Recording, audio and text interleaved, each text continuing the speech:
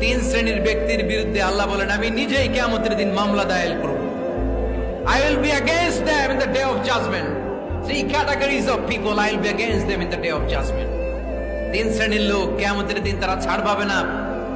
আল্লাহ বলেন আমি নিজেই তাদের বিরুদ্ধে মামলা দায়ের করব। এর মধ্যে এক শ্রেণীর লোক হচ্ছে রাজুলুন ইস্তাআজারা জিরান ফাস্তাউফা মিনহু ওয়া লাম ইউতি আজরা। একজন শ্রমিক ভাড়া করে তার কাছ থেকে কাজ নিয়েছে কিন্তু তার পারিশ্রমিক আদায় করে নাই। এরকম আছে না নাই? দাপট দেখায় ইউনিভার্সিটির ক্যান্টিন গুলোতে, ইউনিভার্সিটির ক্যান্টিনে যে খায় মাগার বিল দেয় না, এরকম টাকায় যাচ্ছে নাই। চায়ের দোকানে চা খায় পরে দিমু বিল দেয় না, আছে না নাই? দোকানে যে পণ্য কিনে বিল দেয় না, পরে দিমু, আছে না নাই? কিয়ামতের দিন আল্লাহ তোরে মাস্তানি ছুটাবে, চিল্লা এখন ঠিক কিনা?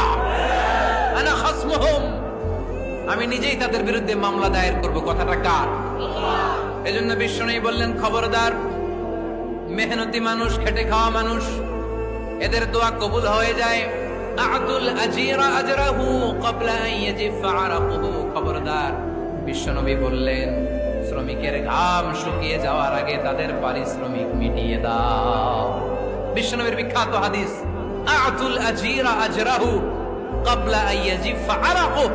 শ্রমিকের ঘাম মাটিতে লাগার আগে, শুকিয়ে যাওয়ার আগে তাদের পারিশ্রমিক মিটিয়ে দাও।